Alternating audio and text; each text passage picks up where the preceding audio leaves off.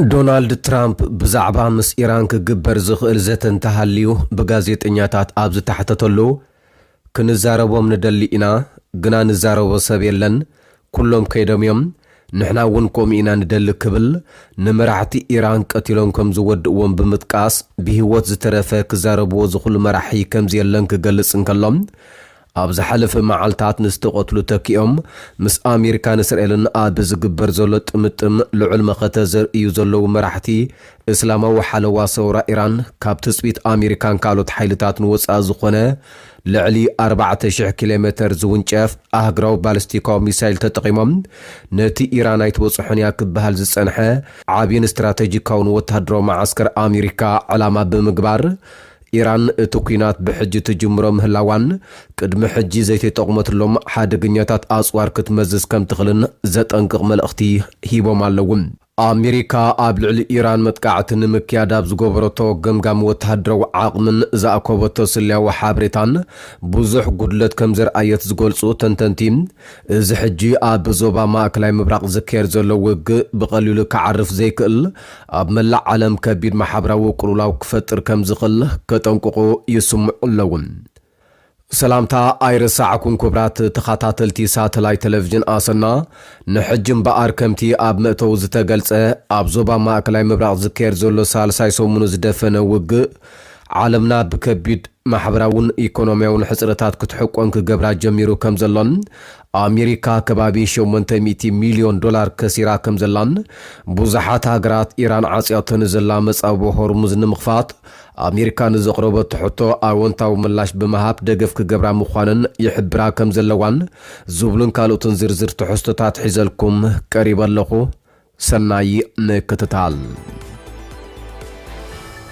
بعل مزي آتوميكا وصعات إيران ناتانز ممسرح النيكولر لوم نقوه داقماي كمز تتقع قليصم بعل مزي آتوميكا وصعات إيران آب معكنا زيناز تزرق حزوص مقلسي اتما اكل دحر زبصح متقعتي ابت كبابي بستقبر مرمرا زخونه زنزع حادقنيا صرغي كم زي ترخبه بمغلاص ابت ما اكل زخونه عينت نبرتي يخون نخبابي حادقنيا زخونه صرغي يلن يلوم تبع المزينز تفصم متقعتي بمخنان زي نوع ال NPT مالت Treaty on the Non-Proliferation of Nuclear Weapons زتحسيلم أبلع زما أكل بحادة مقابيت ون متقعت تفصيم كم زنبرز جلسة بعل مزي أتوميكا وصعات إيران نتي بحادة مقابيت أبلع لناتانز تفصيم متقعتي آملكيتو دي سلست مقابيت وزوص مجلسي بت متقعت زسعبة نزعي حادة جنياس أرقي كم زنبر مقلاسو يذكرم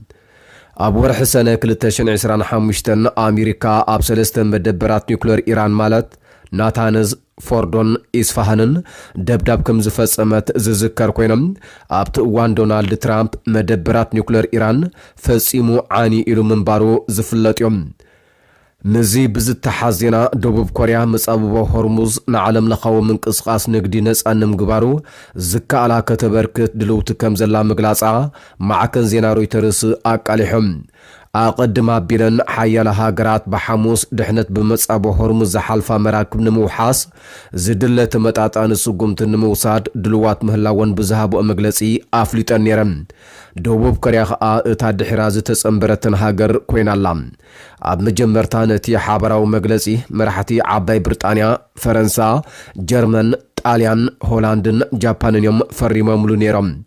دحرن كا هاجرات كندا أستراليا نيوزيلاند دنمارك لاتفيا سلوفينيا إستونيا نروي سويدن فنلاند رومانيا بحرين ليتوانيان تسنبرن إذن هاجرات دحنت نايتن بمصابو هرمز حالفا مراكب نموحاس انت عين سقمتين كوسدا حاسبا زلواقن آينت سران بخال زينا إيران أمريكان إسرائيلن أبلعلي دبداب نس جمرا كم قبر ملسي أبلعلي ماكلاي مبراق زلو وتهدرو مدبرات أمريكا بزفوص أموتا دبدابات قدامي تسو منتراي ناي آستات 800 مليون دولار عنوة أبسيحام اتي بمعابل استراتيجين عالم لخوا مصنعات زوص حدث أبساب إيران كساب حجي كندي زاكل عنوتها أسعبا زلاها كم زي فلط آنسيروم تي 800 مليون دولار أبتا قدامي تسو منز سعبه عنوة راي مخوانيو آنسيروم ትዕንወት ኣብ ማእከላይ ምብራቅ ዝርከብ ትሕተ ቅርጺ ወተሃደራዊ ማዓስከራት ኣሜሪካ ዝወረደ ዕንወት ኮይኖም ካብቲ ቅድሚ ሕጂ ተገሚቱ ዝነበረ ዝለዓለ ከም ዝኾነ እውን ይግለጽ ኣሎ። እዚ ኸኣ እቲ ግጭት እናዓመቆን ተኸይዱ ኣሜሪካ ክሳብ ክንደይ ከቢድ ክሳራታት ከጋጥማ ከም ዝኽእል ዘርኢ ገምጋም እዮም። ብተወሳኺ ዜና ሰብ መዚ ምክልኻል ኣሜሪካ ናብ ኢራን ኣጋር ሰራዊት ንምእታው ዘሎ ተቑለታት ንምፍታሽ ዝርዝራዊ ምድላዋት ይገብሩ ከም ዘለዉ መላፍንቲ ቢቢሲ ዝኾነ ማዕከን ዜና ሲቢኤስ ንዝተፈላለዩ ስሞም ክገልጾም ዘይደለየ ሰብ መዚ ኣሜሪካ ከም ምንጭ ብምጥቃም ኣቃሊሖም። ሲቢኤስ ላዕለዎት ሰብ መዚ ፔንታጎን ኣጋር ሰራዊት ናብ ኢራን ንምእታው ንምድላው ሕቶ ይቕርቡ ከም ዘለዉ ሓቢሮም። ዶናልድ ትራምፕ እውን ትማል ዓርቢ ስምምዕ ምቁራጽ ተኽሲ ከም ዘይደሊ ብምሕባር ኣሜሪካ እቲ ኩናት ዝውዳእሉ መንገዲ ተሓስብ ምህላዋ ገሊጾም። ፕሬዚደንት ዶናልድ ትራምፕ ኣቐድማ ኣቢሉ ግን ናብ ኢራን ይኹን ካልእ ቦታ ኣጋር ሰራዊት ናይ ምስዳድ መደብ ከም ዘይብሉ ገሊጹ ነይሮም። ነዚ ስርሒት ብሓላፍነት ዘካይዶ ዘሎ ማእከላይ እዛ ኣሜሪካ ብዛዕባ ኣጋር ሰራዊት ኣሜሪካ ናብ ኢራን ንምእታው ዘሎ መደባት መልሲ ክህብ ፍቓደኛ ኣይኮነን ዘሎ ዝበለ እቲ ዝወፅእ ሓበሬታ ወሲኾም ነተን ኣብቲ ምስ እስራኤል ብምሽራኽ ኣብ ልዕሊ ኢራን ዝኣወጀ ኩናት ብቐጥታ ምስታፍ ዝኣበያ ሃገራት ኔቶ ጃጀውቲ ክብል ዝነቐፈ ትራምፕ ተወሰኽቲ ወተሃደራት ነፈርቲ ውግእን መራክብ ኩናትን ናብቲ ዞባ የበግስ ከም ዘሎ ግን ዝጥቀስ እዩ። ኣባል ሃገራት ኔቶ ነቲ ብኢራን ተረጊጡ ዘሎ መጻብ ሆርሙዝ ንምኽፋት ደገፍ ከበርክታ ከም ዝኸላ ዝተኣመነ ዶናልድ ትራምፕ ክንዝክሮ ኢና ክብል ንዝርኣይኦ ኣብያ ከም ዘይርስዖ ኣሚቲ እዩ። ትማሊ ኣብ ዋሽንግተን ኣብ ዘስምዕ መደረ ንመራሕቲ ኢራን ቀቲሎም ከም ዝወድእዎም ብምጥቃስ ብህይወት ዝተረፈ ክዛረብዎ ዝኽእሉ መራሒ ከም ዘየለ እዩ ተዛሪቦም። ንሱ ቀጺሉ ክንዛረቦም ንደሊ ኢና ግና ንዛረቦ ሰብ የለን ኩሎም ከይዶም እዮም ንሕና እውን ከምኡ ኢና ንደሊ ሕጂ መራሒ ክኸውን ዝደሊ ኣብኡ የለን ዝበለ እቲ ኣሜሪካዊ መራሒ ኢራን ንማእከላይ ምብራቅ ክትቋጻጸሮ ድልየት ከም ዝነበራ ከምኡ እውን ኒኩለራዊ ኣጽዋር እንተዝነብራ እንተጠቕመትሉ ነይራ ክብል እውን መጒቶም። ብኻልእ ወገን ኢራን ነቲ ብእስራኤልን ኣሜሪካን ዝግበረላ ዘሎ መጥቃዕትታት ምላሽ ብምሃብ ንሃገራት ወሽመጥ ብሚሳይላትን ድሮናትን ምድብዳብ ቀጺላ ኣላ። ካብ ምዕባለታት ኢራን ከይወፃና ብሰንኪ ኣብ ወሽመጥ ዓረብ ዝቕጽል ዘሎ ኩናት ኣሜሪካን እስራኤልን ምስ ኢራን ዋጋ ፀዓት ብዝለዓለ መጠን ይውስኻሎም። ኣብ መላእ ዓለም ዝርከቡ መንግስታት መራሕቲ መኪና ገደብ ፍጥነት ክገብሩ ሰባት ካብ ገዝኦም ኮይኖም ክሰርሑ ከተባብዑን ክምሕፀኑን ጀሚሮም ኣለዉ። ኢትዮጵያ ኩባንያታት ነዳዲ ንኤጀንሲታት ጸጥታ ኣፍረይቲ ትካላትን መጓዓዝያን ቀዳምነት ክህባ ብምእዛዝ ተቆጻጻሪ ቀረብ ፀዓት እታ ሃገር ኣብ መላእ ሃገር ኣብ ምክፍፋልን ዕዳጋን ነዳዲ ዝያዳ ጽኑዕ ቁጽጽር ከም ዝተግብር ገሊጾም። እዚ መምርሒ መንግስቲ ኢትዮጵያ ኩዙን ነዳዲ ንምዕቃብ ካብ ዝወሰዶ ተሪር ስጉምትታት ሓደ ምዃኑ እውን ይሕበር። እቲ ስክፍታ ኣብ መላእታ ኣህጉር ዘንጸባርቕ ዘሎ ኮይኖም ከም ዛምቢያን ደቡብ ኣፍሪቃን ዝኣመሰላ ነዳዲ ኣታዊ ኣብ ምግባር ዝምርኮሳ ሃገራት ድሮ ኣማራጺታት ክደልያ ጀሚረን ይርከባ። ብናይጀርያዊ ቢልዮነር አሊኮ ዳንጎቴ ዝውነን ፋብሪካ መጻረይ ነዳዲ ቀረብ ንምውሓስ ካብ ዝደልያ ሃገራት ጠለባት ክቕበል ከም ዝጀመረ እውን ይግለጽ እዩ። ኣብ ዓለም ለኻዊ ዕዳጋታት ነዳዲ ዝውስኽ ዘሎ ዘይርጉእነት ድሮ ኣብ ናይጀርያን ሶማልያን ዋጋ ነዳዲ ብልዕሊ 30 ሚእታዊት ሓፍ ክብል ገይሩሎም። እቲ ግጭት እንተቐፂሉ እውን ተወሳኺ ወሰኽ ዋጋታት ከም ዝህሉ ተንተንቲ የጠንቅቖም። ስለዝኾነ ድማ ዓለም ለኸ ትካል ፀዓት ኣብ መላእ ዓለም ዝሃልኽ መጠን ፀዓት ንምንካይ 10 ስጉምትታት ክውሰዱ ሓሳብ ዘቕረበ ኮይኖም እዚ ድማ ንመገሻ ገዛን ልምዲ ስራሕን ዝሽፍን እዩ።